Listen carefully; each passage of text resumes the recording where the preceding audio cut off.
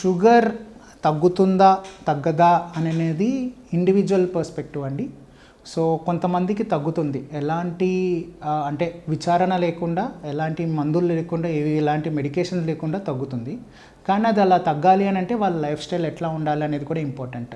దానికన్నా ముందు అసలు వాళ్ళకి షుగర్ అనేది వచ్చింది అని అంటే ఏం చేయటం వల్ల వచ్చిందని చూసుకోవాలి.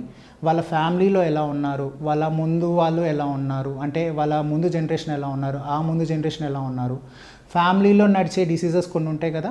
అట్లా sugar one of the thing అని మొన్నటి వరకు ఉండేది. కానీ ఓవర్ లాస్ట్ 10 years ఎట్లా అయిపోయింది అని అంటే షుగర్ ఫ్యామిలీలో నడవటం అనేది ఉండదు. అంటే ఫ్యామిలీ నుంచి రాదు, హెరిడిటరీగా షుగర్ అనేది రాదు.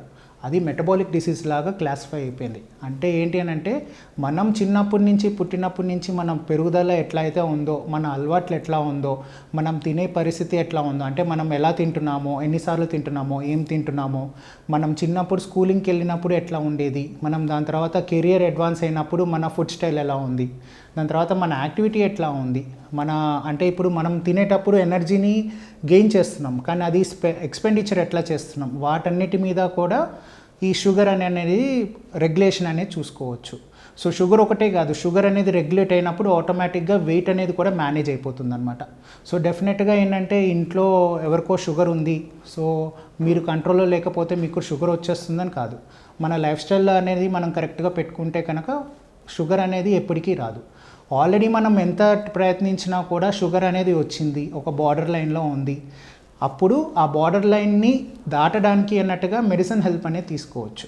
ఒకప్పుడు ఏంటంటే బయట జరిగే ఇదిలో డయాబెటీస్ టైప్ 1 టైప్ 2 అనేది ఉంటుంది. ఆ టైప్ 2 అంటే మెడిసిన్స్ ఇస్తాము, టైప్ 1 అయితే ఇంజెక్షన్స్ ఇస్తాము, ఇన్సులిన్ ఇస్తాము, టైప్ 2కి ఇన్సులిన్ అనేది పనికిరాదు అనేసి అనేవాళ్ళు. ఇవన్నీ ఏంటంటే టైప్ 1 అనేదండి అందరికీ రాదు, కొంతమందికి ఉంటుంది, అది హెరిడిటరీ ద్వారానే వచ్చినట్టు. అది జీన్లో ఏదో ప్రాబ్లం ఉండటం వల్ల ఇన్సులిన్ అనేది అసలు ప్రొడ్యూసే అవ్వదు ప్యాంక్రియాస్ నుంచి. అప్పుడు వాళ్ళకి బయట నుంచి మనం ఇన్సులిన్ అనేది ఇస్తున్నాం. సో అది తప్పనిసరిగా ఉండే మెడిసిన్ అనేది కంపల్సరీ తీసుకోవాలి.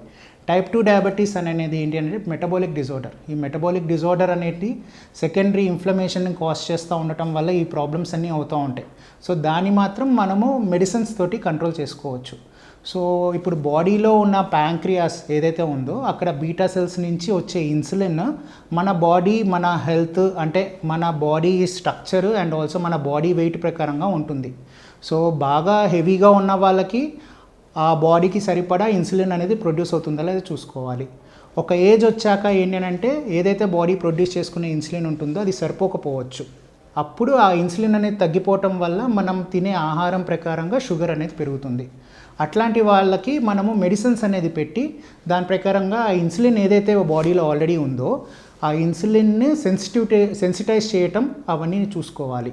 అది కాకుండా ఇప్పుడు షుగర్ని తగ్గించడానికి ఆల్మోస్ట్ 10 ఏళ్ళు 15 ఏళ్ళ క్రితము 2 రకాలు 3 రకాలు ఉండేది. ఇప్పుడు ఆల్మోస్ట్ ఆమ్నియస్ ఆక్టేట్ అని 2014లో అనేవాళ్ళు. అంటే ఆమ్నియస్ ఆక్టేట్ అంటే 8 ways ఉన్నాయి షుగర్ని తగ్గించాలి అని. ఇప్పుడు అది 15-18 దాకా వచ్చిందన్నమాట. అంటే 15 ways ఉన్నాయి. అంటే డిఫరెంట్ మెడిసిన్స్, డిఫరెంట్ ప్రాస్పెక్ట్స్ ఏవైతే ఉన్నాయో, లేటెస్ట్ అడ్వాన్స్ టెక్నిక్స్ ఏవైతే ఉన్నాయో ఆ టెక్నిక్స్ ద్వారా మెడిసిన్ ఇచ్చి దానివల్ల షుగర్ని తగ్గించుకోవచ్చు డెఫినెట్గా. సో బేసిక్గా ఏంటి అని అంటే ఇది మెడిసిన్ ఉంది కాబట్టి దాని మీద డెఫినెట్గా తగ్గాల్సిందే షుగర్ అనుకోవటం కరెక్ట్ కాదు.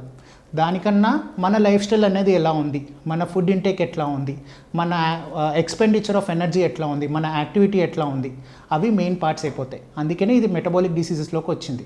సో దీంతోపాటు షుగర్ ఉన్న వాళ్ళకి, బీపీ ఉన్న వాళ్ళకి, ఒకవేళ ఒబేసిటీ అనేది కూడా ఉందండి అని అంటే మెటబాలిక్ డిసీజ్ అని అంటాం. సో అప్పుడు దాని మీద ఏంటి అని అంటే లివర్ ఎట్లా ఉంది, లంగ్స్ ఎట్లా ఉన్నాయి, కిడ్నీ మీద ఏమైనా ప్రభావం చూపిస్తుందా, కళ్ళ మీద ఏమైనా ప్రభావం చూపిస్తుందా, ఇవన్నీ చూసుకుంటూ ఉంటాం అన్నమాట. ఇన్సులిన్ అనేది మరి ఇన్సులిన్ అని చెప్తారు మార్కెట్లో. ఇన్సులిన్ అనేది నేను ఎందుకు వాడాలి, నాకు షుగర్ అనేది ఉంది కానీ చాలా తక్కువగానే ఉంది, బార్డర్ లైన్లోనే ఉంది, నాకు నా డాక్టర్ ఇన్సులిన్ అడ్వైస్ చేశారు, ఇది కరెక్టేనా? బేసిక్గా ఏంటంటే బాడీలో ఉన్న ఇన్సులిన్ ఏదైతే ప్రొడ్యూస్ అవుతుందో ప్యాంక్రియాస్ నుంచి అది సరిపోవట్లేదు కాబట్టి దానికన్నట్టుగా బయట నుంచి ఇన్సులిన్ అనేది ఇవ్వటం బెస్ట్. అన్నిటికన్నా మనం మెడిసిన్ ఇచ్చి ఇండైరెక్ట్గా షుగర్ని తగ్గించాలి అని అనుకునేది కన్నా లోపల ఉన్న ఇన్సులినే బయట నుంచి ఎగ్జోజినస్ ఇన్సులిన్ లాగా ఇస్తే కనుక షుగర్ కంట్రోల్ అనేది బెటర్గా ఉంటుంది. ఒకప్పుడు అనేవాళ్ళు ట్యాబ్లెట్స్ మీద షుగర్ అనేది మెయింటైన్ అవుతుంది, కానీ ఇన్సులిన్ మీద షుగర్ క్యూర్ అవుతుంది. అంటే క్యూర్ అని అంటే ఏంటి అని అంటే లోపల లేని ఇన్సులిన్ బయట నుంచి ఇవ్వటం వల్ల బాడీ ఎట్లా రియాక్ట్ అవుతుంది అని అంటే లోపలే ఇన్సులిన్ అనేది ప్రొడక్షన్ బాగా అయిపోయింది అని అనేసి దాని ప్రకారంగా బాడీ ఇన్ఫ్లమేషన్ ఏదైతే ఉంటుందో చాలా వరకు తగ్గుతుందన్నమాట. సో ఏంటి అని అంటే ఇన్సులిన్ ఎక్కువ తీసుకోండి, ట్యాబ్లెట్ తక్కువ తీసుకోండి, షుగర్ అనేది బెటర్ అవుతుంది. ఇన్సులిన్ తక్కువ తీసుకుంటాను, నేను ట్యాబ్లెట్లు మింగుతాను, నేను గుచ్చుకోలేకపోతున్నాను అని అంటే కనుక అది మీ పర్స్పెక్టివ్ అంతే. కానీ ఏంటి అని అంటే ఇన్సులిన్ మీదనే బెటర్గా ఉంటుంది ఎప్పుడైనా. ఇది కాకుండా ఇప్పుడు SGLT2 అనేసి, DPP-4 అని అనేసి, దాని తర్వాత TLD అని అనేసి ఇట్లా చాలా క్లాసిఫికేషన్స్ ఆఫ్ డ్రగ్స్ వచ్చాయి. ఆ డ్రగ్స్ అవన్నీ తీసుకుంటా ఉంటే డెఫినెట్గా ఇన్సులిన్ అనేది తగ్గుతుంది, దాంతోపాటు షుగర్ అని ఇన్సులిన్ అవసరం అనేది తగ్గుతుంది, దాంతోపాటు షుగర్ రెగ్యులేట్ అనేది అవుతుంది.